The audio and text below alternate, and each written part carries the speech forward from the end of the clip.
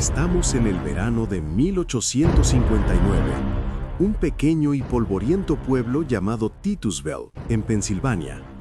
Hay un hombre al que todos llaman Loco, el coronel Edwin Drake. Lleva meses cavando un hoyo en la tierra, gastando dinero que no tiene, mientras todos se ríen de él. Pero de repente, ¡boom! A solo 21 metros de profundidad, un líquido oscuro y espeso empieza a subir por la tubería. Es petróleo, oro negro puro. Drake acaba de cambiar el destino de la humanidad, pero acaba de crear el mayor desastre logístico de la historia, porque, señoras y señores, nadie estaba preparado para el éxito.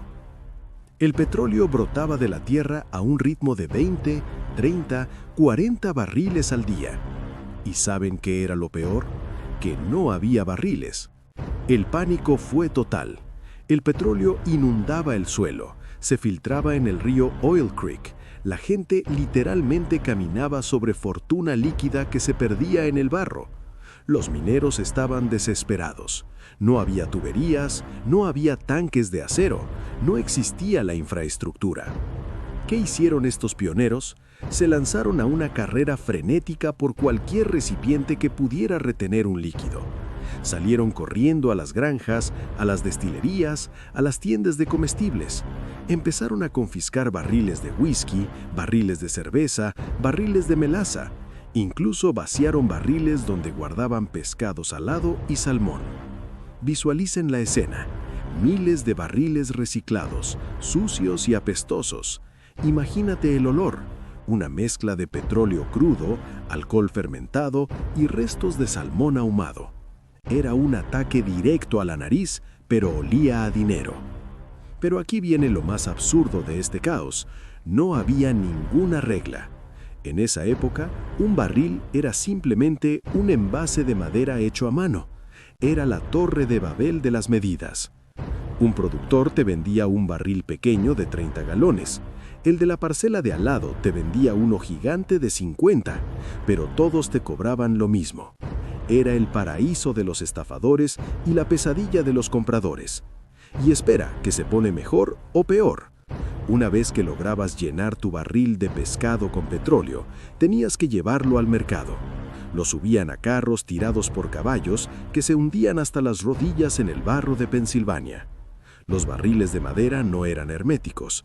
Con el traqueteo del camino, el petróleo se filtraba por las grietas, se evaporaba bajo el sol. Se dice que para cuando llegabas a la estación de tren, un tercio del petróleo ya se había quedado en el camino. Escuchen este dato porque es una locura. En esos primeros meses, el simple barril de madera vacío costaba $2, mientras que el petróleo que llevaba dentro valía apenas unos centavos. El envase era más caro que el producto. ¿Cómo fue que un grupo de hombres hartos de perder dinero decidió poner fin a este circo? ¿Cómo llegaron a ese número mágico que hoy vemos todos los días en las noticias? Prepárate porque en la siguiente parte vamos a descubrir la reunión secreta y el trato que cambió las reglas del mundo para siempre. Bienvenidos a 1866. Han pasado 7 años desde el pozo de Drake y el caos ya no se aguanta más. Esto ya no es un juego de aficionados, es una guerra de titanes. Pero hay un problema que está volviendo locos a los magnates. Nadie sabe cuánto petróleo está comprando realmente. Imagínate que vas a una gasolinera y la manguera marca lo que quiere. Imposible, ¿verdad? Pues así era la vida de los petroleros independientes en Pensilvania. Los compradores se quejaban de que los barriles llegaban medio vacíos por las fugas, y los vendedores gritaban que sus barriles eran más grandes que los de la competencia. Era una batalla campal de gritos y estafas. Hasta que un grupo de hombres rudos, con las manos manchadas de crudo, se hartaron. Se reunieron en el corazón de la locura, en Titusville, y dieron un golpe en la mesa que retumbó en todo el planeta. Dijeron, se acabó. Necesitamos una medida que todo el mundo respete, desde aquí hasta Londres. Y en ese momento soltaron el número mágico, 42 galones. Pero esperen un segundo, ¿por qué 42? Si tú quieres poner orden, ¿no elegirías un número redondo? No sé, 40 galones, o quizás 50 para que sea más fácil de calcular. ¿De dónde diablos salió el 42? Aquí es donde estos hombres demostraron que eran unos genios de la logística. No se inventaron el número. Miraron hacia atrás, a la vieja Inglaterra, y rescataron una medida de la época del rey Ricardo III llamada Tiers. Era la medida que se usaba para el vino y el aceite de ballena. Pero los petroleros le añadieron un toque de picardía americana. Escuchen bien esto. Ellos sabían que el petróleo es traicionero. Se filtra por la madera, se evapora con el calor del sol y se derrama cuando el carro salta en un bache. Era imposible entregar un barril lleno al 100%. Así que hicieron un trato de caballeros que era pura psicología de ventas. El barril físico, el de madera, se llenaba normalmente con 40 galones, pero ellos cobraban y prometían entregar 42. Esos 2 galones extra eran el pilón, el regalo de la casa, el margen de maniobra para las fugas. Era una jugada maestra. Si el cliente recibía 41 galones, se sentía feliz porque le habían regalado uno. Si llegaban los 42 exactos, era una victoria. Pero había otra razón, una razón de fuerza bruta. Un barril de 42 galones de petróleo pesa unos 136 kilos. ¿Parece mucho? Pues es el peso perfecto. Era lo suficientemente pesado para que el transporte fuera rentable, pero lo suficientemente ligero para que 2 hombres con buenos bíceps pudieran rodarlo, apilarlo y subirlo a un barco sin necesidad de grúas gigantes. Era la medida humana perfecta para un mundo de hierro y sudor. En agosto de 1866 nació el estándar. El caos de los barriles de pescado y whisky se terminó para siempre. Había nacido una leyenda, una unidad de medida que pondría a temblar a los imperios. Pero ¿sabías que hoy en día, aunque compres un barril de petróleo en la bolsa de Nueva York, ese barril ni siquiera existe?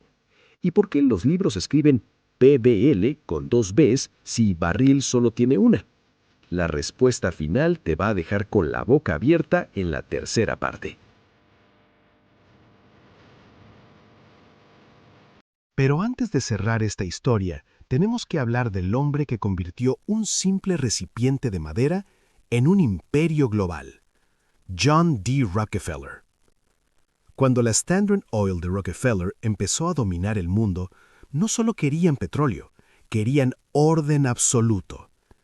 Ellos no se conformaban con barriles que goteaban. Así que empezaron a fabricar sus propios barriles con una calidad superior, reforzados y pintados de un color azul brillante. ¿Alguna vez te has fijado que la abreviatura de barril de petróleo no es BL, sino BBL, con 2 Bs? Mucha gente piensa que es un error de ortografía, pero no. La teoría más aceptada por los historiadores es que esa segunda B viene de Blue Barrel, barril azul. Era el sello de garantía de Rockefeller. Si veías un barril azul, sabías que ahí dentro había exactamente 42 galones de la mejor calidad.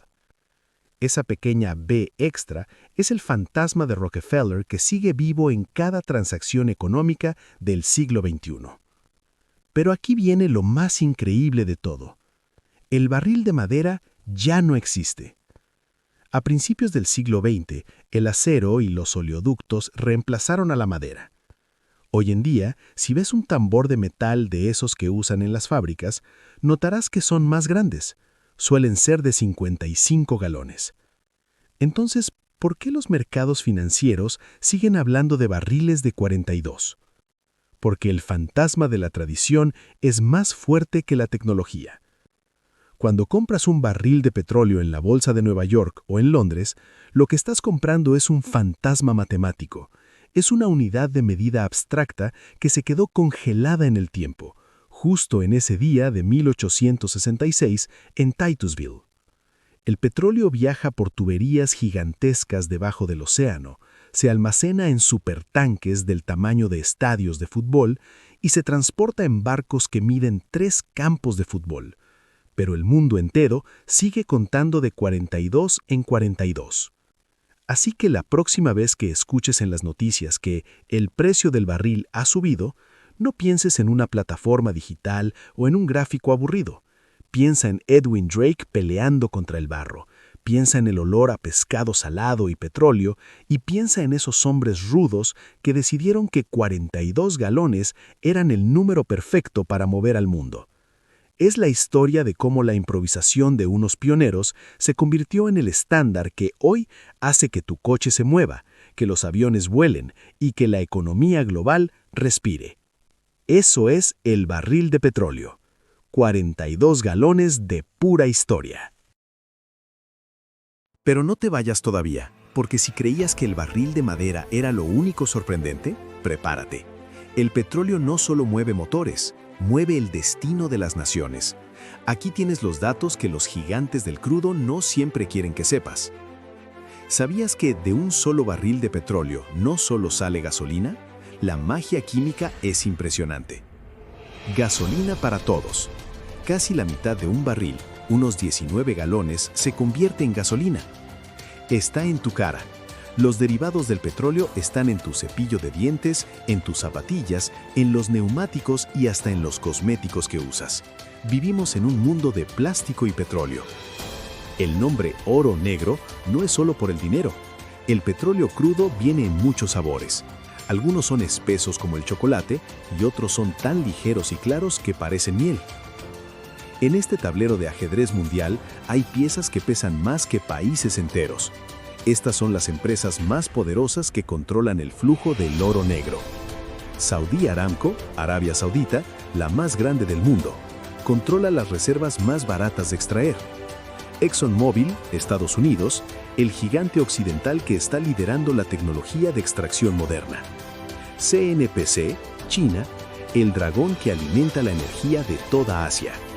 Shell, Reino Unido, los maestros de la logística global y el gas natural licuado.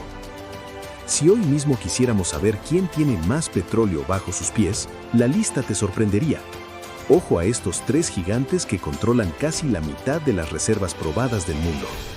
Venezuela, con más de 303.000 millones de barriles, tiene las reservas más grandes del planeta, aunque su extracción es compleja y pesada.